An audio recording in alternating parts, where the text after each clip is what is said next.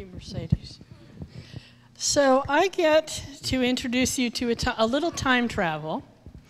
Think the year 2000, and this sanctuary, the walls were dead white. There was nothing on them.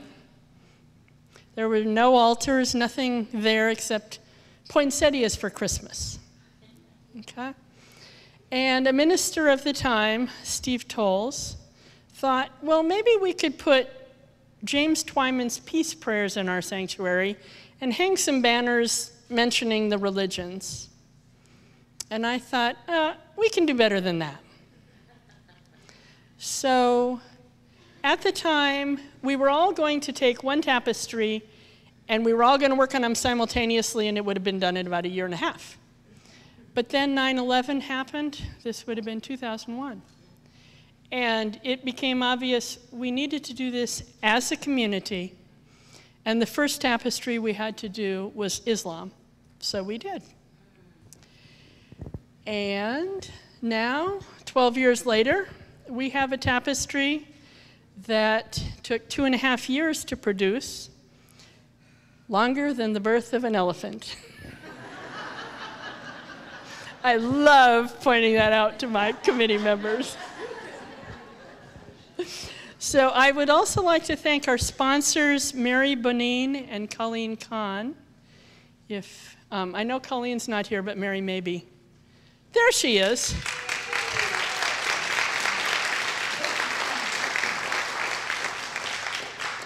And I thank the Zahns and Karen Lindvig and Jackie Roberts, all of whom traveled to Africa, brought back fabric, and generously shared with us on the tapestry. So,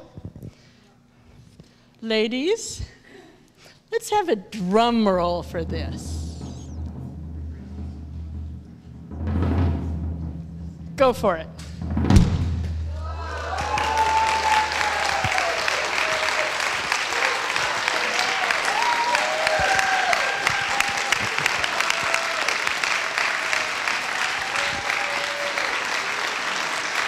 Isn't it beautiful?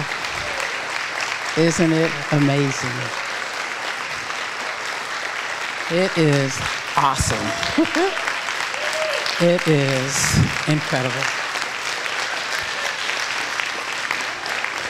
What a picture. 2.5 years. And those of you who were part of the Tapestry group, please remain standing, please, so that you can be part of this too. Thank you, thank you, thank you.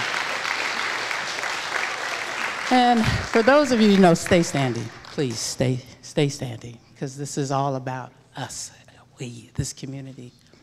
Also just want to let people know that inside your bulletin today is a pamphlet that describes and talks about every symbol on this tapestry, so you don't walk away wondering.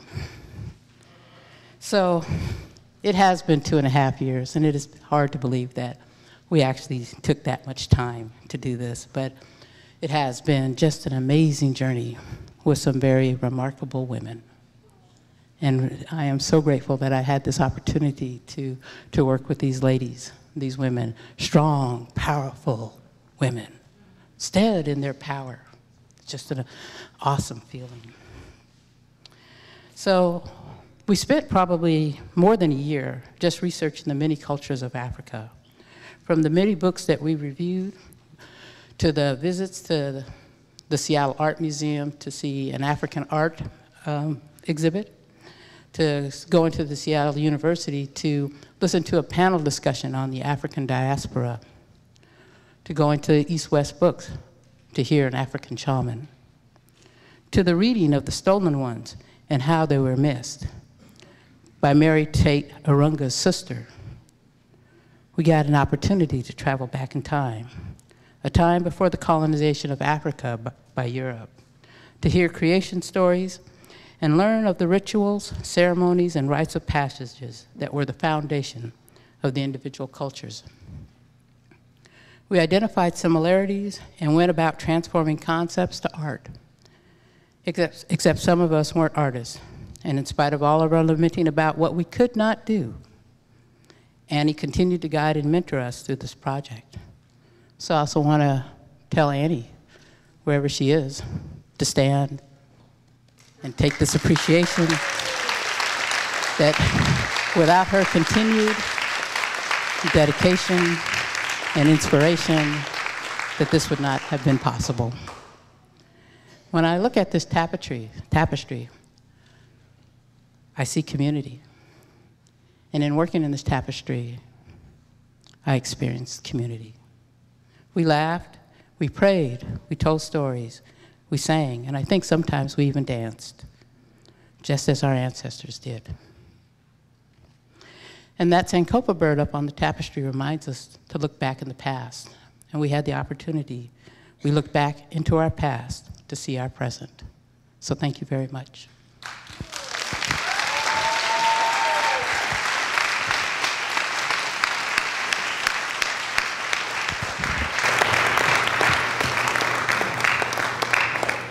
So let's take a moment to dedicate this tapestry as we honor African spirituality, as we honor the Supreme Being, as we honor the rituals and the people and our Mother. We dedicate and we consecrate this tapestry to the goodness, to the creation and to the beauty of the universe. We give thanks for the team that created it and through which the Supreme Being moved through. We give thanks for the depth of these teachings. And it is so. Amen.